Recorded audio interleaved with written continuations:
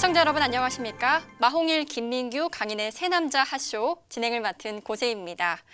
바쁜 일상 속에서 쉽게 시간을 내기 힘든 현대인들, 경제와 재테크에 관심은 많지만 매일 쏟아져 나오는 뉴스를 분석하고 꼭 필요한 정보를 얻는 것이 쉬운 일은 아닌데요. 그래서 오늘도 마홍일, 김민규, 강인의 세 남자 핫쇼에서는 해외 선물 전문가와 현직 변호사의 시각으로 어려운 경제를 쉽고 유쾌하게 풀어낸 경제 시사 토크 시간 준비했습니다. 각 전문가 소개해드리겠습니다. 안녕하세요. 불같은 열정으로 오늘도 세 남자 핫쇼를 불태워버릴 서초동 헤비급 챔피언 김민규 변호사입니다.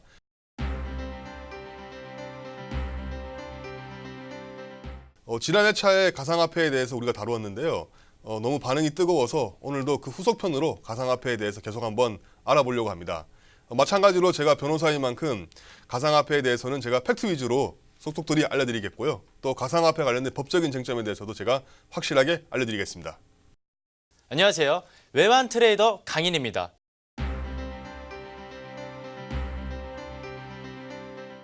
자, 1회차 이후로 가상화폐가 조금 더 관심이 많아지는 것 같은데요. 자, 진짜 트레이더로서 오늘 유익하고 많은 정보 알려드리도록 하겠습니다.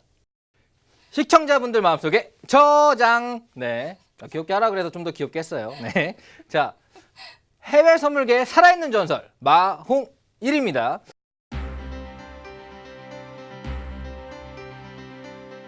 (1회차) 끝나고 나서 또 강연회를 하는데 많은 분들이 또 물어보더라고요. 저장 너무 귀여웠다고. 네, 그렇습니다. 자, 글로벌 시황만 분석하면서 지낸 지 8년하고 6개월하고 이틀이 지났습니다. 네, 굉장히 오랫동안 글로벌 시황을 분석해 왔는데 가상화폐 핫한 건 확실합니다. 현재 글로벌 시황 안에서 가상화폐의 현 주소와 그리고 우리나라의 가상화폐의 전망, 가격 어떻게 변할지 이런 부분들 좀 더 심도 있게 다뤄서 알려드리도록 하겠습니다. 본 방송에서 제공하는 정보는 투자 판단의 참고 자료일 뿐 해당 종목의 가치 또는 상승과 하락을 보장하지 않는다는 점 꼭 명심하시기 바랍니다. 네, 지난 시간에는 가상화폐에 대한 정의와 안전성 그리고 미래 가치까지 살펴봤는데요. 오늘 이 시간에는 가상화폐 투자에 대한 부작용 그리고 해외 시장에서의 가상화폐 상황은 어떤지에 대해서 자세하게 이야기 나눠보려고 합니다. 먼저 김민규 변호사님은 아무래도 직업적인 특성상 가상화폐 부작용과 관련된 범죄도 많이 접하셨을 것 같은데요. 사례가 있으면 몇 가지 살펴볼까요?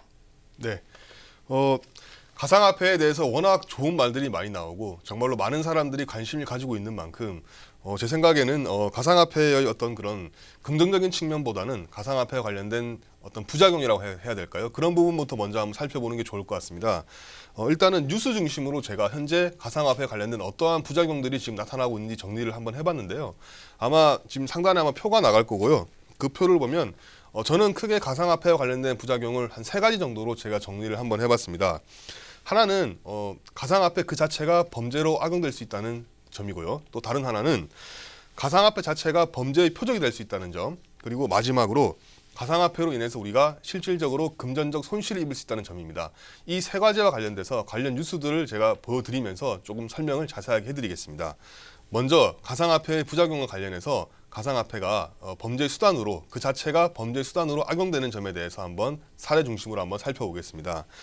가장 먼저 살펴볼 것은 가상화폐가 범죄 거래의 어떤 그런 지급 수단으로서 사용이 된다는 점인데요. 아마 많은 분들이 뉴스에서 아마 보셨을 겁니다. 가상화폐가 마약 거래 수단으로 사용되었습니다.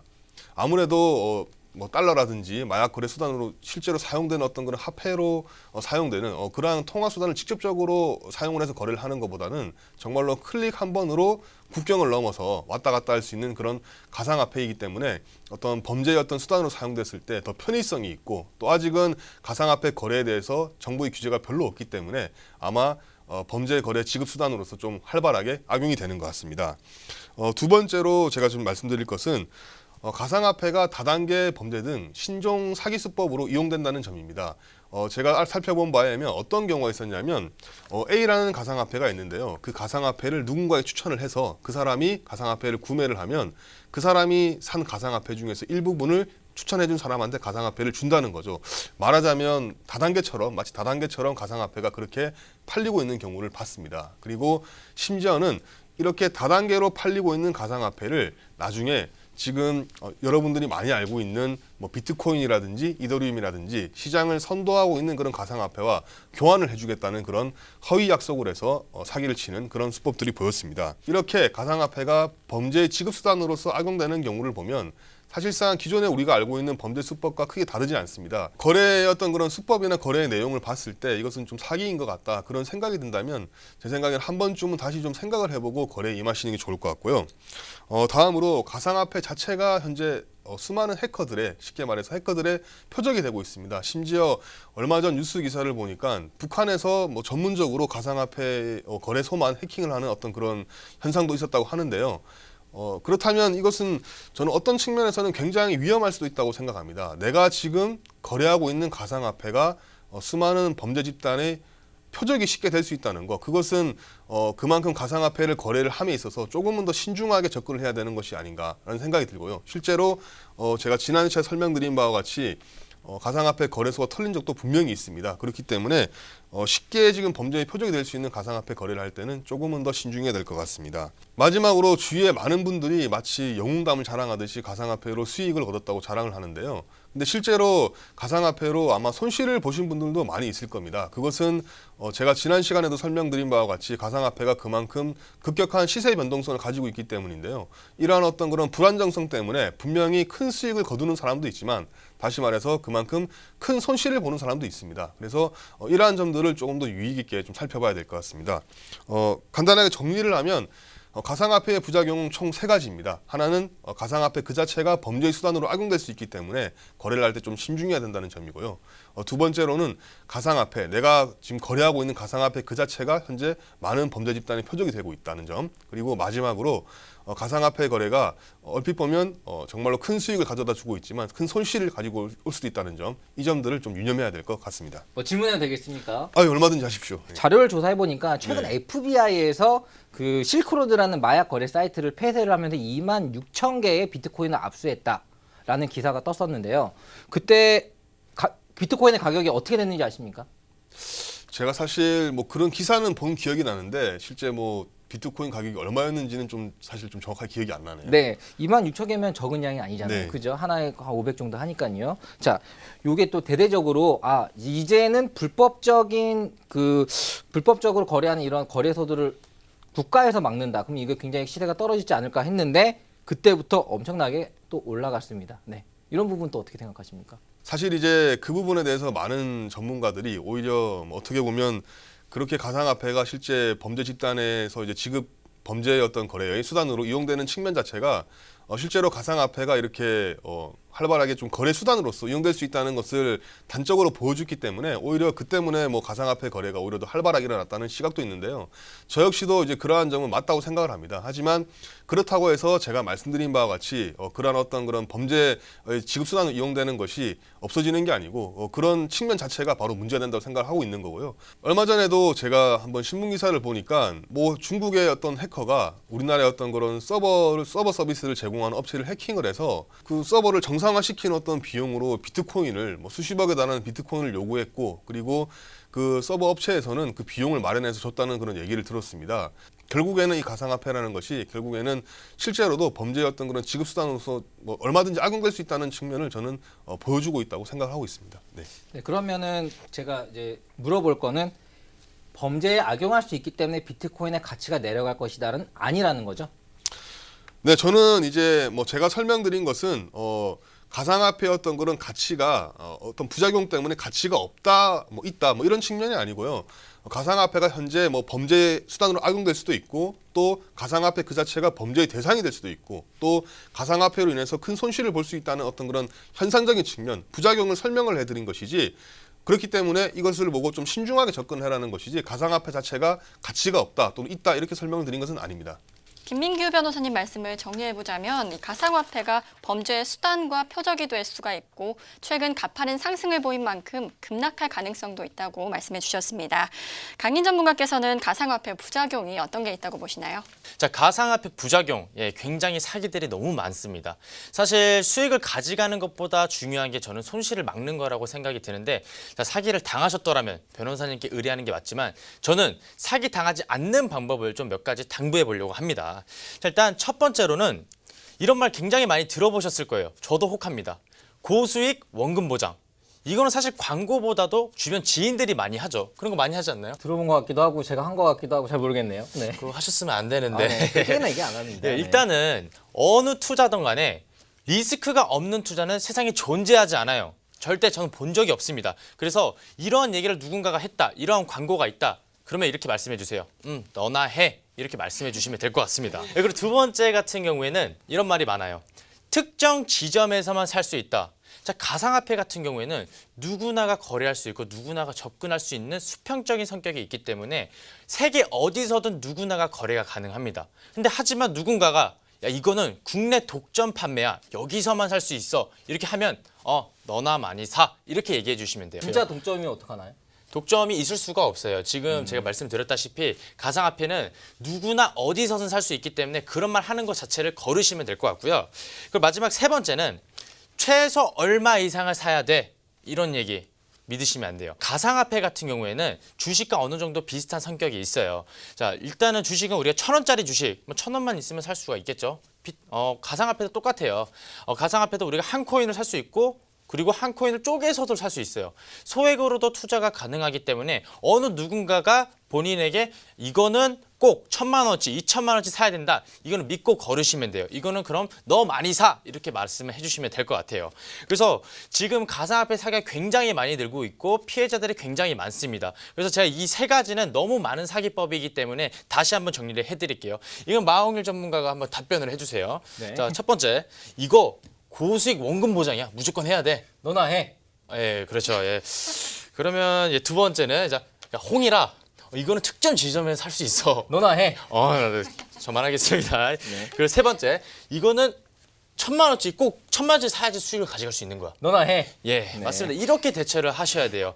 이렇게 많은 사기 수법들이 많기 때문에 여러분들 이 점을 참고하시고 거래하실 때 누군가 이렇게 얘기를 한다. 그러면 이 사람이 나에게 불순한 의도가 있구나. 알아서 의심하시고 피하시면 될 것 같습니다. 고수익 원금 보장 광고나 일정 금액 이상을 요구하는 경우, 그리고 독점 판매라고 광고하는 경우에는 투자자 여러분들의 주의가 필요할 것 같습니다. 마홍희 전문가는 어떻게 생각하시나요? 사실 웃으면서 얘기할 내용은 아닌 것 같습니다. 뭐 농담적으로 얘기했지만 정말 중요한 내용이에요. 가상화폐의 부작용 중에 가장 큰 거는 바로 사기가 많아지고 있다는 거예요. 특히 요즘에 뉴스에서 많이 보셨죠? 다단계 사기. 자, 최근에 강연회를 하는데 좀 예전부터 지인이신 분이 여자분이에요. 딱 오시더니 마홍일 대표님 큰일 났어요. 왜 그러세요? 하니까 지금 제가 한 그 병원 자금을 끌어다가 좀 어디에 투자를 했는데 그게 좀 잘못된 것 같아요라고 얘기를 하더라고요. 그분은 산부인과 의사였습니다. 산부인과 의사분이고 주변에 같은 지인 의사분들이랑 같이 투자를 했는데 어디에 투자했냐?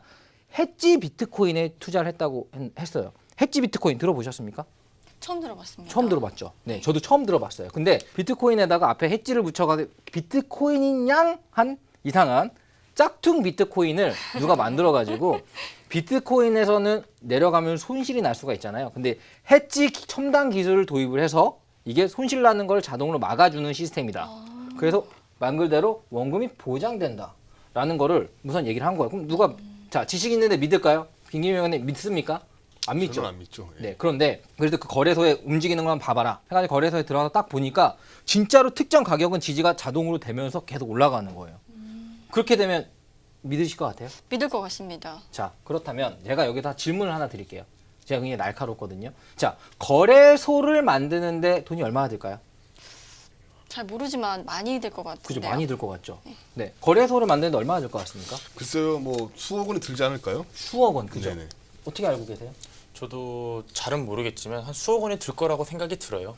자, 거래소를 만드는 그 이제 개발업자와 제가 이제 또 기자도 아닌데 이제 이거 방송 때문에 만나서 물어봤습니다. 저 거래소 만들 건데 얼마나 됩니까 하면서 이렇게 얘기를 해보면서 정보를 캐보니 진짜 1억도 안 드는 돈으로 거래소를 만들 수 있더라고요. 그리고 인가 절차도 없습니다. 지금 우리나라에서 뭐 주요 거래소 중에 뭐 비썸이나 뭐 기타 등등의 거래소가 지금 현재 신고가 뭘로 돼 있는지 변호사님 아십니까? 글쎄요, 제가 뭐 주의 깊게 확인은 못 해봤는데 아직까지는 뭐 그게 하나의 상품으로 취급되기 때문에 관련해서 뭐 혹시 뭐 통신 판매업 같은 걸로 지금 네, 된 거 정확합니다. 아닌가요? 예. 통신 판매업으로 되어 있어요. 근데 통신 판매업에서 내 돈 수십억, 수백억이 왔다 갔다 할 수 있는, 그러니까 금융기관이 아닙니다, 현재는. 자, 그렇다면, 자, 제가 머리를 한번 써볼게요. 자, 이런 상품을 만들었어요. 예를 들어서, 뭐, 세입 코인, 이런 식으로, 네, 세입 코인이라는 걸 만들어놨습니다. 그런 다음에 내가 거래소를 또 만들었어요. 그 세입 코인이 계속 올라가게 내가 조절할 수 있다는 거예요. 그럼 내가 만들어서 내가 팔아서 나는 수익을 챙길 수가 있는 거예요. 자, 이런 경우에 김민겸은 사기입니까? 글쎄요, 그 사기로 봐야 되겠죠. 네, 사기로 네. 봐야 되죠. 근데 아직 이거에 대한 판결이나 기타 등등 여러 가지 법적 요건은 만들어지고 있지 않죠, 아직은. 정확하게 말씀을 드리면 현재 가상화폐 거래소에 대한 어떤 그런 규제 절차는 아직까지 미완성인 상태입니다. 아직 그런 내용은 없는데 방금 마홍일 전문가님이 말씀하신 그런 임의로 시세를 조작해가지고 다른 사람을 기망을 해서 금전을 편취하는 것은 분명히 사기에 해당될 것 같습니다. 네, 그렇습니다. 사기입니다. 근데 눈으로 보이니까 사람들은 믿는 거예요. 자, 여기서 시청자분들한테 말씀드리고 싶은 거, 뭐 저 저장 안 해도 돼요. 이런 거를 저장하세요. 네. 거래소는 아직은 누구나 만들 수 있다. 거래소에서 보이는 게 진짜가 아닐 수가 있다. 자, 그렇다면 어떻게 해야 되나? 진짜 유명한 거, 비트코인, 이더리움, 뭐 유명합니다. 이 정도의 건수. 그러니까 예를 들어서 우리나라 이더리움은 왜 유명해졌는지 생각을 해보면 간단합니다. 비트코인이 하나에 얼마인 줄 아시나요? 얼마죠? 400만 원대 초반으로 알고 네, 있습니다. 금일 오늘 녹화 기준으로는 400만 원대 초반입니다. 이더리움은 얼마인지 아시나요? 30만 원대입니다. 네, 그렇죠. 자, 지금 30만 원이니까 싸니까 조금 더 사람들이 이더리움에 많이 투자를 합니다. 자, 그렇다면 더 싼 것들도 많이 있겠죠. 뭐 100원 그 이하의 것들도 있습니다. 자, 그렇다면 이게 많이 비트코인처럼 이렇게 막 뭐 10만 원, 100만 원, 1000만 원 이렇게 올라가는 거 아닌가라는 생각으로 투자하실 수 있어요. 절대 안 됩니다. 자, 시장이 오르고 내리고는 시장에 참여하는 사람들이 결정을 해요. 이미 참여자가 많아야 됩니다. 네. 내가 가격이 떨어졌을 때 이게 싸다고 생각하고 살 수 있는 사람이 많을 때 그 가격이 지지를 하면서 올라가게 되는 거거든요. 자, 이 말은 지금 여러분들이 지금 많이 당하는 헤지 비트코인이라는 걸로 그 35,000여 명이 1,500억의 손실을 봤다고 기사가 떴어요. 어마어마하게 지금 큰 그 사기를 친 거예요. 자, 눈으로 거래소를 통해서 눈으로 보여주면서 사기를 친 겁니다. 자, 이런 거를 여러분들이 피해 가려면 유명한 거 하시라는 거예요. 비트코인 아니면 이더리움 이런 종목 유명 종목으로만 거래를 하시고 그리고 너무 적은 싼 것들이 이제 대박이 될 거라는 상상들은 너무 그렇게 크게 하지 마시기 바랍니다. 그러니까 여러분들의 욕심을 좀 줄이고 좀 더 정당한 게임을 하는 게 여러분들의 피해를 막을 수 있는 가장 좋은 방법이라 생각이 듭니다. 그리고 그 처음에 얘기했듯이 뭐 민주당에서 지금 그 발언을 했잖아요. 그게 빨리 정착이 됐으면 좋겠고요. 그리고 거래소도 만일 국가에서 지금 현재 거래소의 그런 인증 절차를 한다고 한다면 국가에서 인증을 한 업체만 찾아서 거래를 하시는 게 조금 더 예방 차원에서 좋지 않을까. 네, 이렇게 생각하고 있습니다. 네, 전문가님 법안이 통과됐다고 하셨는데 이 법안이 통과되면 가상화폐 시장이 어떻게 될까요? 통과된다고 하더라도 가상화폐 시장이 갑자기 급등하거나 급락하거나 뭐 이러진 않을 것 같아요. 왜냐하면 가상화폐는 세계적으로 다 하기 때문에 우리나라에 하나의 정책이 나온다고 해서 완전히 이 시장 자체가 흔들리거나 바뀌거나 하진 않거든요. 단적인 예로 최근에 중국에서 비트코인을 금지시켰었죠. 그래가지고 단기적인 하락이 나왔지만 그 중국의 돈이 또 일본으로 건너가서 거래를 했다고 하네요. 자, 뭐 그런 겁니다. 세계적으로 다 이게 제가 또 해외 선물 전문가지만 비트코인 이렇게 얘기하고 있는 게 글로벌 시장적으로 비슷하게 움직이는 우리나라의 뉴스가 꼭 세계의 접목이 안 될 수도 있는 그런 특성 때문인데요. 자, 우선은 제가 봤을 때는 사람들의 사기를 막을 수 있는 가장 좋은 거는 유명한 거 위주로 하고 그리고 거래소 자체를 아직은 너무나 믿지 말고 네, 이렇게 그런 부분으로 좀 체크를 하면 될 것 같습니다. 네, 홍일 전문가님 말씀대로 아직 많은 사람들이 거래하지 않는 신생 가상화폐는 사기의 위험이 있기 때문에 조심하시는 게 좋겠습니다. 자, 그럼 두 번째 주제로 넘어가 볼게요. 네, 해외 시장에서의 가상화폐 상황에 대해서 이야기 나눠보도록 하겠습니다. 강인 전문가님, 현재 해외 시장에서의 가상화폐 상황은 어떤가요? 해외 시장 얘기는 사실 많이 해가지고 제가 조금 인용을 좀 하겠습니다. 자, 비트코인 뉴스에서는 자, JP 모건이 가상화폐는 사기다. 이거는 작동하지도 않고 이건 폭발할 것이다. 가상화폐 하지 마라 이렇게 얘기해놓고 나서 ETN을 대량으로 매입을 했습니다.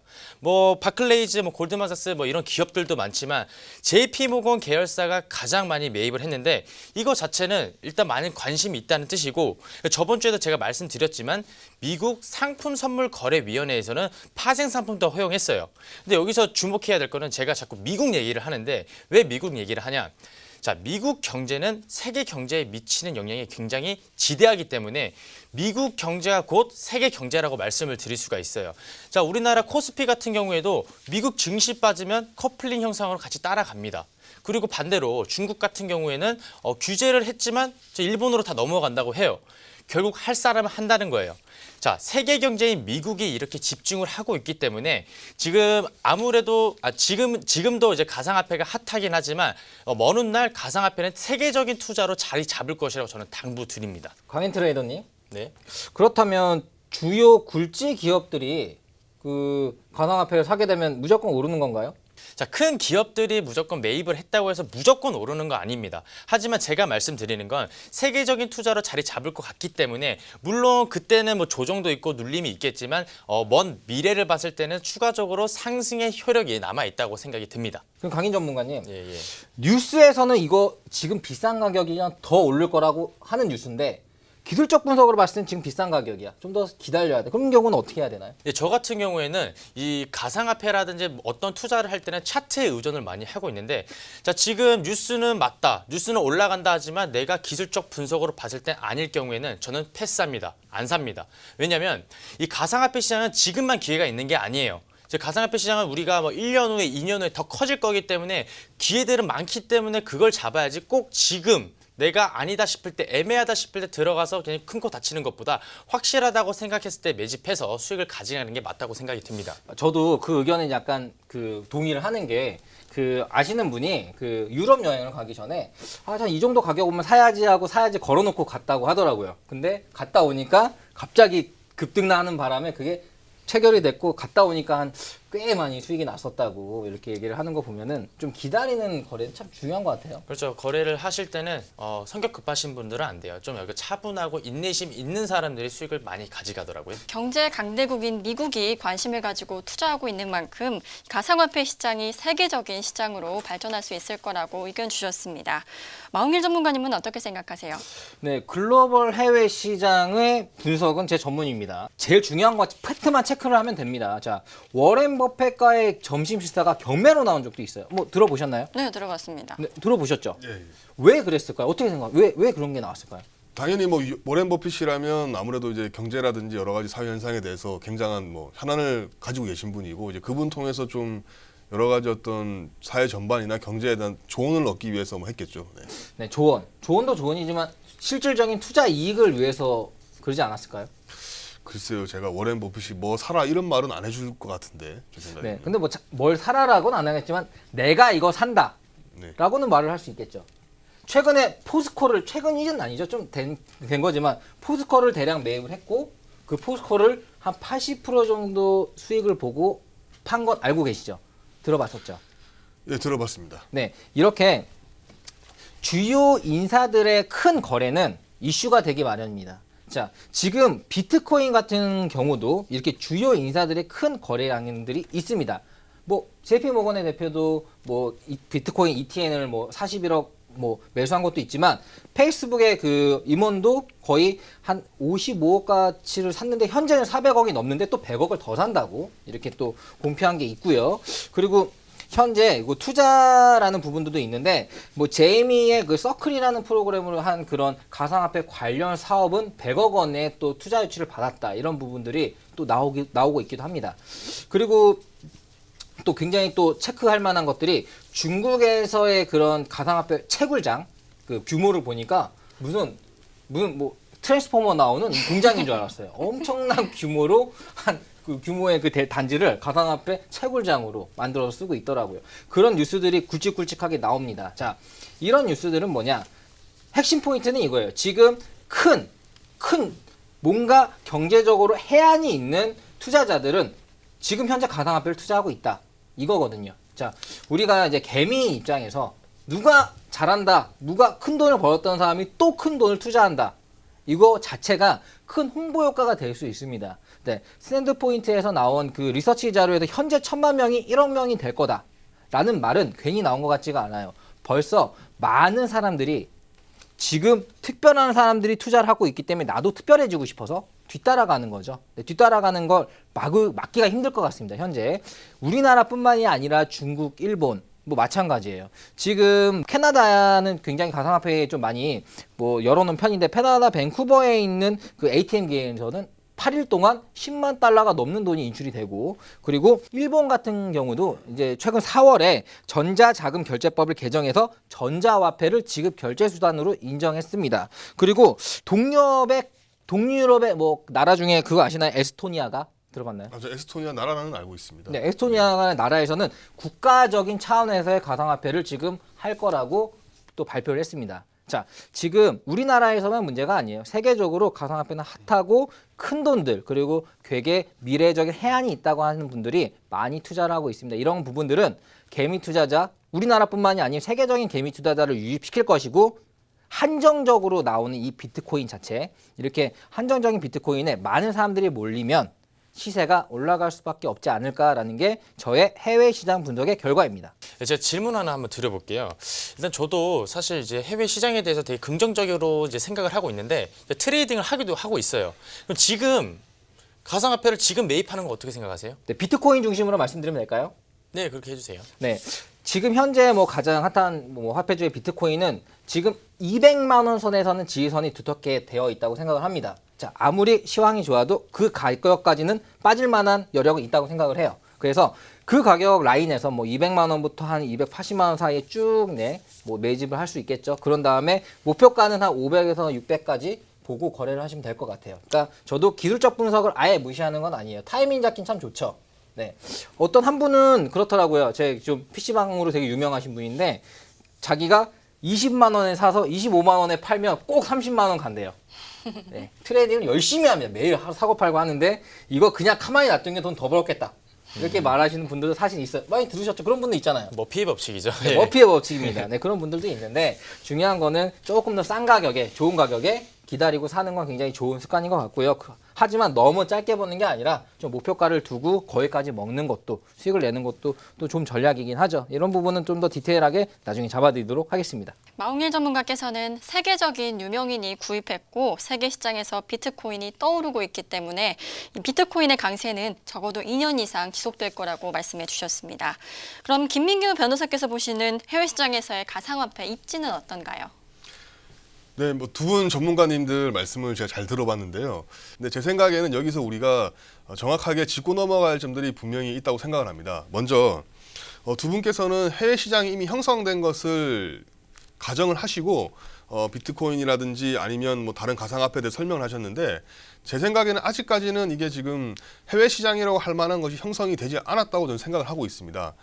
실내로 살펴보면 지금 뭐 비트코인을 가령 예를 들어 보겠습니다. 비트코인 같은 경우에는 전 세계에서 비트코인을 거래하는 나라가 사실은 몇 나라가 없습니다. 제가 알기로는 뭐 우리나라나 아니면 중국이나 일본이나 뭐 그런 몇몇 나라밖에 없는 것으로 알고 있고 실제로 뭐 동남아 여러 국가라든지 아니면 유럽 국가라든지 이런 나라에서는 뭐 시장이라고 할 만한 정도의 어떤 그런 비트코인 거래가 없는 것으로 알고 있습니다. 따라서 현 상황에서 우리가 몇몇 나라들의 어떤 그런 유명인 또는 몇몇 나라들의 어떤 그런 현상을 보고서 가상화폐 시장이 뭐 어떻게 된 것이다, 또 해외 시장이 어떻게 될 것이다라고 예상하는 것은 조금은 시기상조라고 생각을 합니다.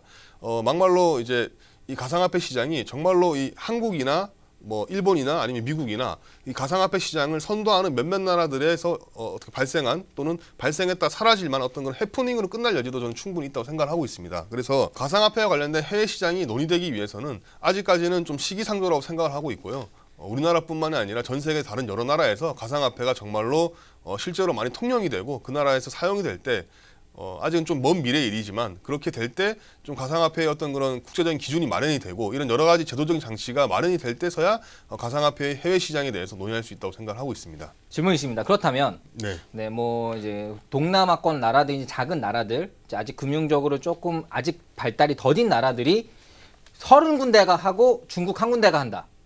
그럼 어디가 더 힘을 실어줄까요? 마홍일 전문가님이 말씀하신 의도를 제가 좀 알겠는데요. 그런데 어떻게 보면 이제 물론 이제 그 뭐 중국이나 아니면 미국이나 뭐 일본이나 우리나라나 세계 경제에 차지하는 비중이 적지는 않습니다. 어떻게 보면 세계 경제의 어떤 상당 부분을 이 소위 말해서 이제 선진국들이 이제 차지하는 비중이 굉장히 큰데요. 이 나라에서 가상화폐 거래가 많이 일어나고 또 그 나라에서 차지하는 비중이 크다고 한다면 이것 자체로 어떻게 보면 해외 시장이 이미 형성된 것이 아닌가 그렇게 볼 여지도 있다고는 생각이 됩니다.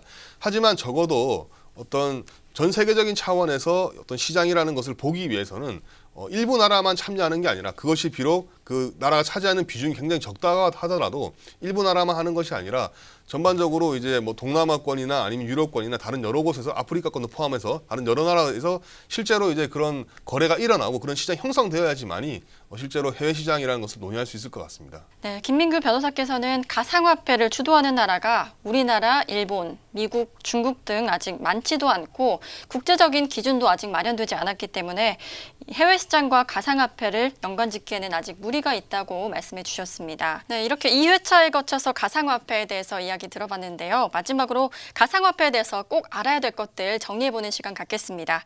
김민규 변호사님, 가상화폐에 대해서 마지막으로 정리해 주시죠. 네, 저는 이번 그 가상화폐와 관련된 주제를 다루면서 뭐 보시면 아시겠지만 조금은 보수적이고 부정적인 시각으로 좀 바라봤습니다. 아무래도 직업이 변호사인 만큼 조금은 신중하게 바라볼 수밖에 없었는데요. 저는 가상화폐를 거래하기 위해서는 적어도 가상화폐가 무엇인지 그리고 가상화폐가 가지고 있는 부작용이 어떤 것들이 있는지 이런 것들을 조금 신중하게 한번 알아보고 거래에 임해야 된다 생각합니다. 누군가가 가상화폐를 거래한다고 해서 또는 누군가가 가상화폐를 거래를 함으로써 좀 많은 수익을 얻었다고 해서 섣불리 투자를 하는 것은 좀 옳지 않다고 생각을 합니다. 일례로 많은 사람들이 가상화폐 거래소에서 거래하는 것과 그리고 가상화폐 지갑을 이해를 못하는 경우가 많이 있습니다.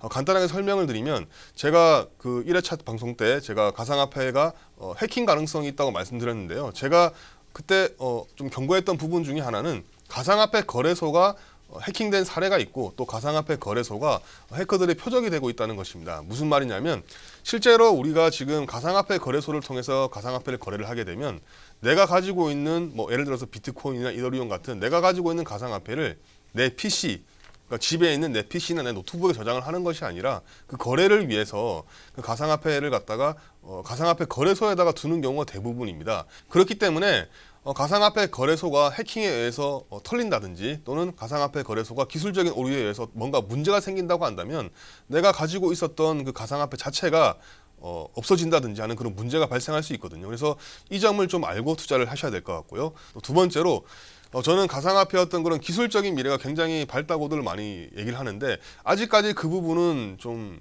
검증이 되지 않은 부분이라고 생각을 합니다. 왜냐하면 가상화폐라는 것이 대부분 어떤 특정 개인이나 어떤 소규모 집단에서 만들어진 것이 대부분인데 우리가 지금 실제로 사용을 하고 있는 많은 컴퓨터 프로그램들을 보면 어떻게 보면 대규모의 기업이 수많은 프로그래머들을 고용해서 만든 프로그램도 예를 들어서 뭐 윈도우를 예를 들면 수없이 많이 오류가 나서 업데이트를 한다든지 그런 식의 보안 과정을 거치고 있습니다. 그렇기 때문에 어떤 특정한 한 개인이나 소규모 집단이 만든 가상화폐도 마찬가지로 언젠가는 어떤 거래 양이 커진다든지 아니면 또 시간이 지난다든지 이런 여러 가지 요소들에 의해서 언젠가는 기술적인 어떤 그런 어려움이나 오류에 부딪힐 수 있다고 생각을 하고 있습니다. 그리고 마지막으로 강조하고 싶은 것은 아직까지 각국 정부가 이제 가상화폐의 어떤 그런 시장을 거의 뭐 관망만 하고 있고 시장에 대한 어떤 규제를 하고 있지 않는데요. 이 규제에 따라서 가상화폐가 향후 어떻게 될지 모르는 측면이 분명히 있습니다. 이 가상화폐는 결국에는 통화권이라는 국가가 장악하고 있는 아주 중요한 권력 중에 하나인 통화권의 문제이기 때문에 이 부분을 국가가 어떻게 확보하려고 또 어떻게 내버려 두느냐에 따라서 가상화폐의 미래가 갈려질 거라 생각합니다. 그래서 이러한 세 가지 점들을 마지막으로 말씀드리고 싶고요. 이 점들에 좀 유념해서 투자에 임해야 될 것 같습니다. 질문 하나 드려보도록 예. 할게요.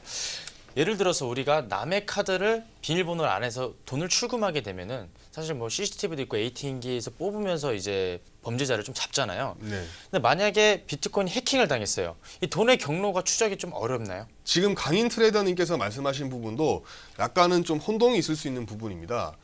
비트코인이라는 것은 사실상 뭐 해킹되기가 좀 어려운 측면이 분명히 있습니다. 말씀드린 바와 같이 이제 비트코인이라는 것은 각자가 가지고 있는 개인 지갑에 있는 그 장부가 말하자면 이제 공공 장부로서 역할을 하고 그리고 수많은 비트코인을 가지고 있는 수많은 개인들의 어떤 그런 개인 장부에 비트코인의 거래 내역이 기록이 되기 때문에 어느 특정한 개인에 대해서 해킹을 통해서 그걸 빼나간다 하더라도 또다시 공공정보와 대조를 하게 되면 그 부분이 수정이 될 가능성이 충분히 있기 때문에 해킹 어렵습니다. 그렇다면 법적으로 싸웠을 때 받아낼 수 있는 방법이 없는 건가요? 법으로 싸우는 것은 당연히 가능하지만 법으로 싸운다고 하더라도 내가 싸울 상대방이 누군지는 적어도 이제 밝혀내야 될 것이고요. 이 부분은 어떻게 보면 이제 가상화폐 거래소가 털린다든지 뭐 이런 범죄가 일어나게 되면 결국에는 그 범죄를 저지른 범죄자가 누구인지는 어떻게 보면 수사기관이 밝혀내야 될 부분이고 그 범죄자가 누군지 밝혀지게 되면 그 사람을 상대로 우리가 법적인 조치를 취할 수 있겠지만 뭐 현실적으로 봤을 때 범죄자들이 어떤 경제적인 여력을 가지고 있는 경우가 잘 없기 때문에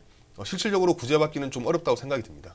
강인 전문가께서도 마지막으로 정리 한번 해주시죠.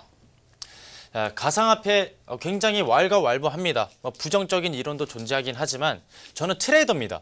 실제로 수익 난 사람이 존재하기 때문에 여러분들 이 투자 놓치시면 안 됩니다. 물론 규제가 세지고 위기가 오면 안 하면 그만인 거고요. 지금 시장이 커나가고 있다는 것은 기정사실이기 때문에 그냥 배우시면 되는 거예요. 관심 가지셔도 돼요. 뭐 배우면 끝은 없다고 하잖아요. 그래서 일단 배운다고 해서 손해보는 건 아니고요. 하지만 제가 걱정하는 건 단 하나입니다. 잘못 배우면 안 배운 것보다도 못하기 때문에 이 점은 꼭 유의하시고요. 자, 투자에서는요, 계란은 한 바구니에 담지 말라는 얘기가 있습니다.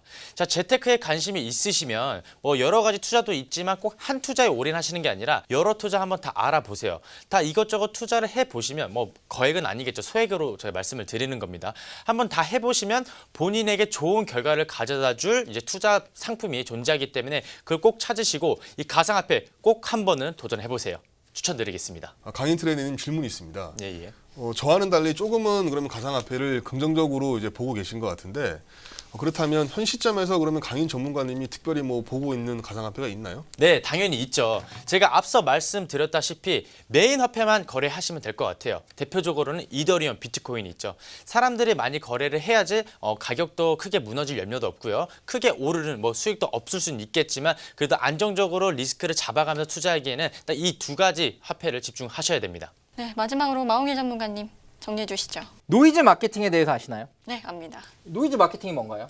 뭐 이슈로 만들어서 홍보를 하는 거겠죠. 네, 제가 글로벌적인 그 가상화폐 현 주소를 막 분석을 해보니 이거는 딱 노이즈 마케팅의 성공 사례다 이렇게 딱 보이더라고요. 지금 보면은 2008년도에 노벨 경제학상 수상자 모르시죠?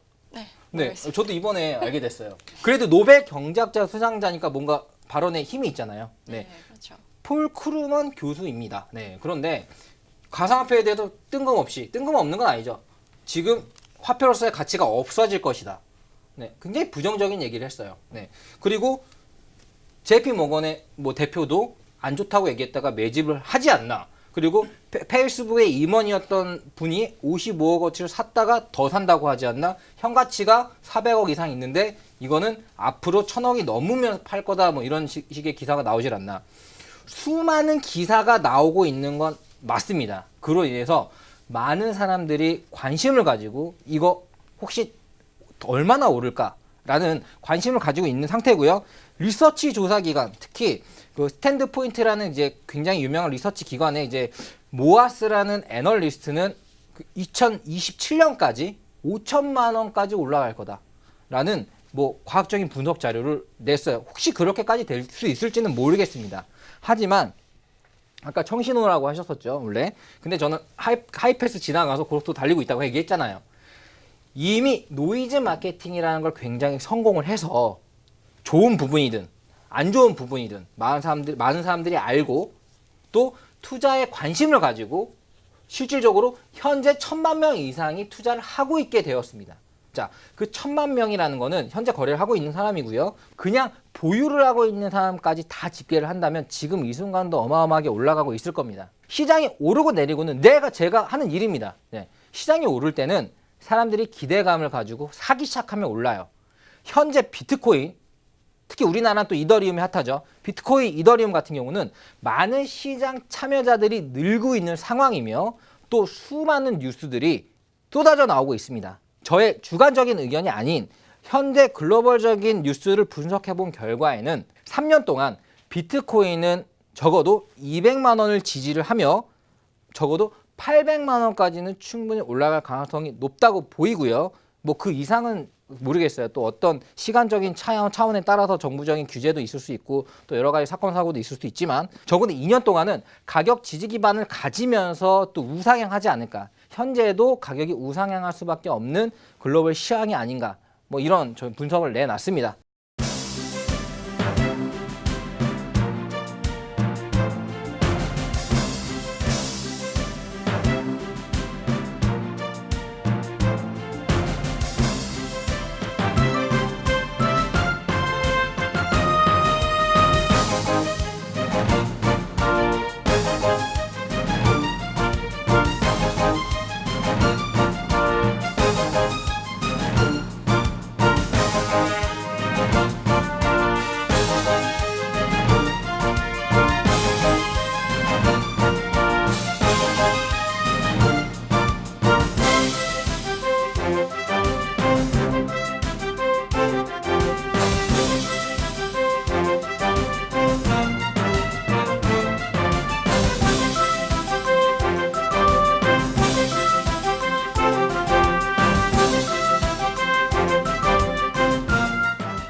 본 방송에서 제공하는 정보는 투자 판단의 참고 자료일 뿐 해당 종목의 가치 또는 상승과 하락을 보장하지 않는다는 점 꼭 명심하시기 바랍니다.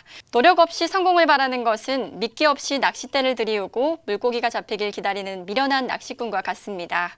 오늘 이 시간이 여러분의 성공을 위한 투자에 도움이 됐길 바라면서 저는 여기서 인사드리겠습니다. 시청해주신 여러분 고맙습니다.